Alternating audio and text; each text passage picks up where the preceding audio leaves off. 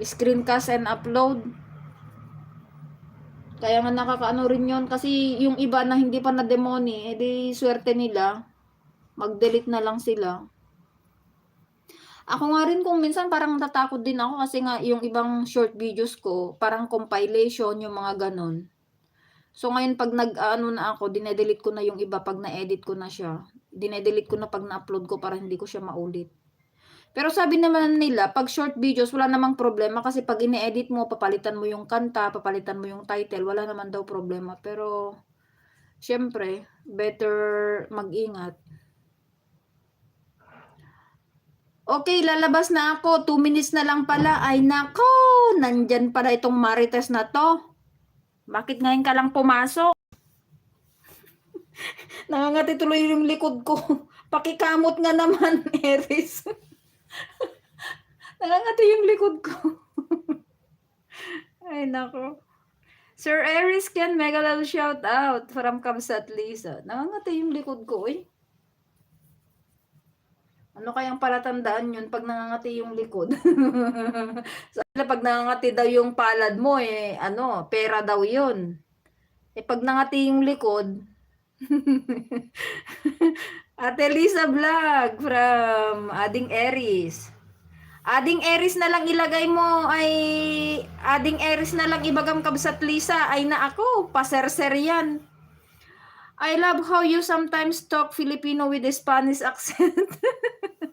you know, Ruby, it's like, you know, it's like when you change the language into, I mean, when I shift into another language, it's like my tongue is twisting. it's like my tongue is twisting, you know. But anyways, as Sham said one time, they say you must practice more your English.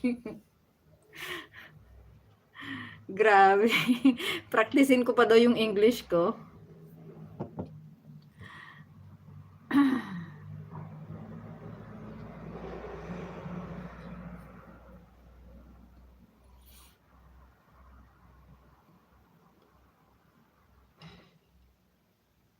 Ayan, Kabsat Lisa, salamat.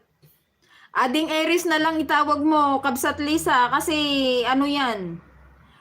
Alam mo yung ngumingiti pag sineser mo siya, ngumingiti yan, umaabot hanggang tenga yung ngiti niya. Di ba, Eris? Brother Eris, that song is Aray Aray. Kuya Eris, kanta ng Aray Aray. Ay, nako. Because you know, Ruby, when I have my live stream, I speak English, I speak Ilocano, I speak Tagalog. You know, it's like 3 languages at the same time. And sometimes when I switch my language into another language, it's like my tongue is twisting.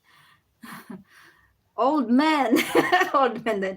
Ay, okay, ading Eris Ken. O, ayan, Kabsat Lisa. Adingin mo yan, wag mong tawaging sir. Kasi, yung pag-sir mo sa kanya, Kabsat Lisa, umaabot yung ngiti niya hanggang tenga. Tapos matutulog yan na nakangiti. Ano mo ba yon? Nakalabas pa yung ngipin. Nakangingi nga maturog. Ay, nako. Kuya Eris. O, ayan. Ay, okay, ading Eris. Oo, ganyan yan. Pag sineser yan, as in talagang feel na feel niya. Yung matutulog siya, nakangiti, nakalabas pa yung ngipin. Ay, nako. Ay, nako naman, Aries ka talaga. I-correct mo naman kasi wag namang sir. Kasi parang kang teacher. Parang yung professor sa UP ba? Na sineser siya. Uncle Aries is great singer. Ang galing na ading Aries Ken kumanta. Oo, singer yan, Kabsat Lisa. Mahalang talent fee. Mahalang talent fee niyan. Kaya, kung minsan namimiss ko rin mag-StreamYard para umakyat siya ulit na kumanta.